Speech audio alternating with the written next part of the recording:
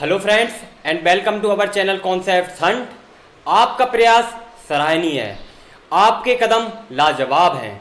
आपने जिस तरीके से अपनी बात को रखा वो काबिले तारीफ है। ऐसे ही प्रयास को आप बनाए रखें, ऐसी ही आवाज़ आपको उठाते रहना है।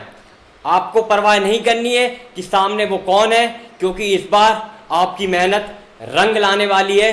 हम पूरे सिस्टम को बदलने वाले हैं। तो इसी के साथ हम अपनी वीडियो की शुरुआत करते हैं। और जो हमने मुहिम स्टार्ट की थी #SSC declare CGL result, #speak up for SSC railway students.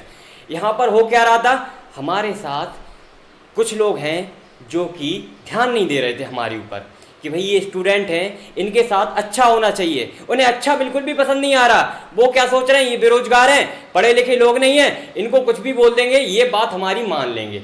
पर इस बार ऐसा नहीं होगा। हमारी आवाज़ इतनी बुलंद होगी, हमारी आवाज़ इतनी जोरदार होगी कि सबके कानों तक पहुंचेगी, हर एक आदमी तक पहुंचेगी। और स्पेशली हमें जिस तक पहुंचाना है उस तक पहुंचनी शुरू भी हो गई है। किस तरीके से शुरू हुई है, क्या परिवर्तन हो सकते हैं, वो हम देखेंगे। और जो आवाज़ हम उठा रहे थे, तो जो पहुंची तो उनके पास, पर कितनी पहुंची, कब पूरी पहुंचेगी, इस पर भी पूरा खुलासा आज हम इस अपनी वीडियो में करने वाले हैं। तो यहाँ पर बात करते हैं, आपने क्या मांगा था और आपको क्या मिला, क्योंकि ये चीज़ हमें जानना जरूरी है। हमारी डिमांड क्या है यहाँ पर, और सरकार हमें क्या देकर निपटाने की कोशिश कर रही है, तो हमें उसकी बातों में नहीं आना है। तो एक बार देख लेते हैं हमारी क्या डिमांड है और सरकार ने हमें क्या दिया है। हमने क्या मांगा था, एक प्रॉपर सिस्टम होना चाहिए।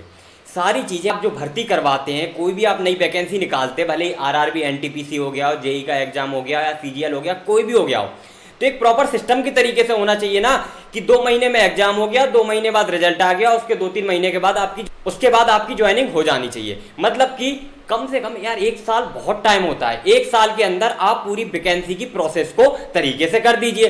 पर मिलता क्या है, डेट अभी देखेंगे। हमारी सरकार क्या करेगी, अभी विचार करेगी।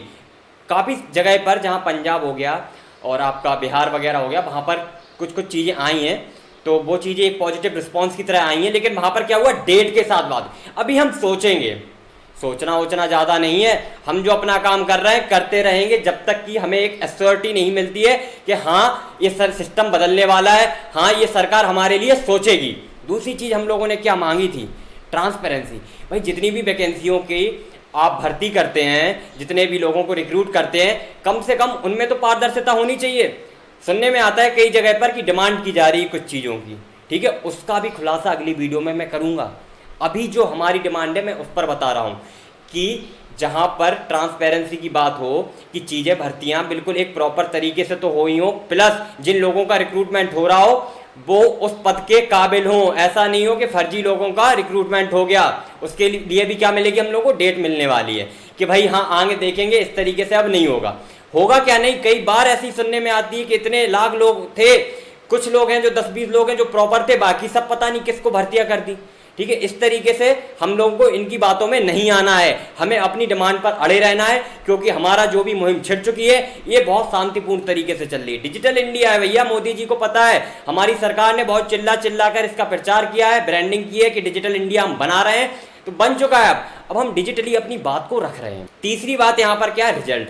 आप लोगों ने बोला था कि हर चीज़ का रिजल्ट निकालो, आप CGL का रिजल्ट निकालो, आप JEE का रिजल्ट निकालो, तो वहाँ पर क्या आ गई, रिजल्ट की डेट अनाउंस कर दी SSC ने। ये क्या किया, सरकार ने बहुत अच्छी आपको लॉलीपॉप दी कि बेटा ये लो आप लॉलीपॉप, इससे आपका पेट भर जाएगा। आपको क्या चाहिए था, प्रॉपर खाना चाहिए था, पर क्या मिला दी, एक लॉलीपॉप।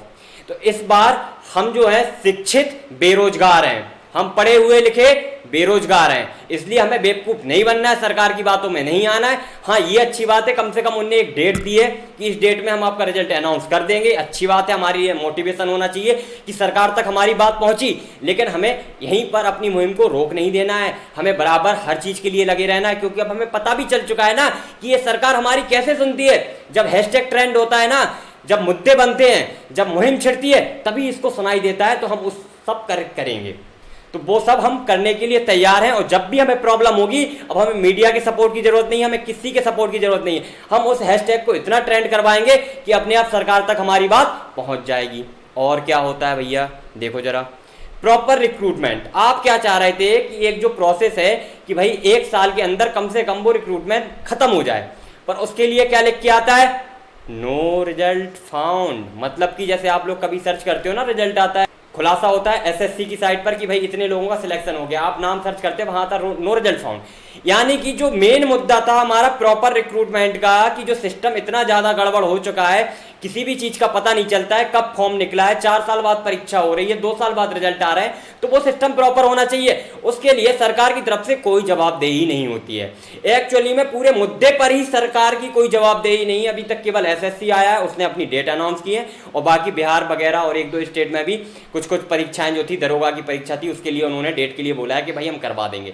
लेकिन यहां पर जो मेन मुद्दा है कि सरकार के किसी आदमी को आकर यह बताना चाहिए था कि आपकी जो भी मांग है आप हमारे सामने रखें, हम उन मांग को स्वीकार करेंगे, या आप उन पर पॉइंट रखिए ना कि आपको क्या दिक्कत है, आप क्यों हमारी मांग स्वीकार नहीं कर सकते हैं। तो यहां पर जो हमारी डिमांड है वो कोई गलत डिमांड नहीं है, एक नॉर्मल सी जायज डिमांड है जो कि रूल के हिसाब से है।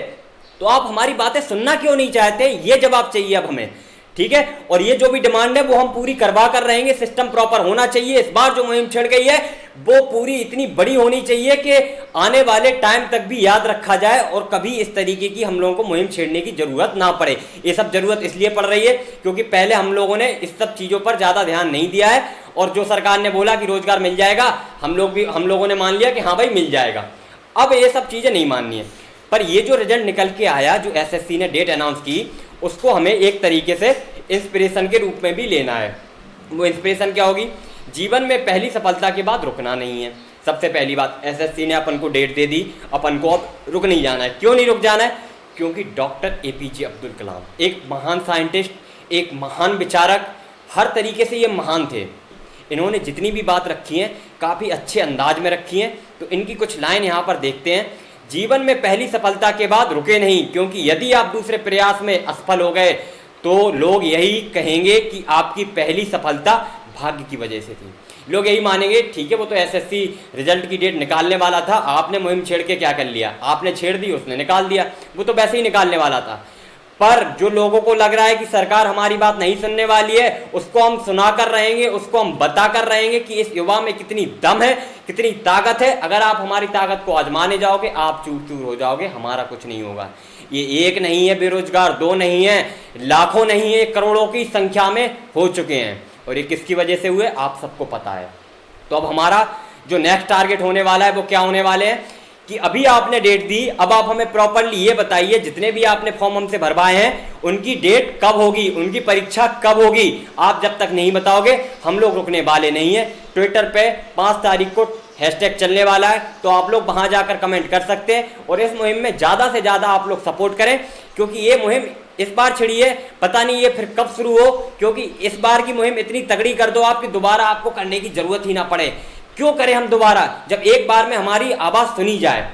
अभी क्या हो रहा है कि सरकार सुनने के मूड में नहीं है, वो लॉलीपॉप्स लेकर आ गई है कि आपको एक एक करके देते जाएंगे।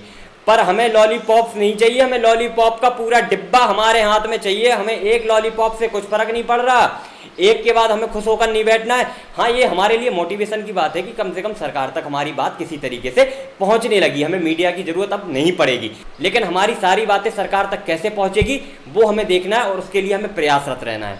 अगर आपको वीडियो अच्छी लगी हो तो लाइक कर देना, चैनल पर नए हो तो सब्सक्राइब कर देना। एक एक करके सारे राज खोलूंगा मैं, हर एक मुद्दे को आपके लिए पूरा एनालिसिस करके लाऊंगा। थैंक यू दोस्तों, मिलते हैं अगली वीडियो में अगले नए कुछ खुलासों के साथ।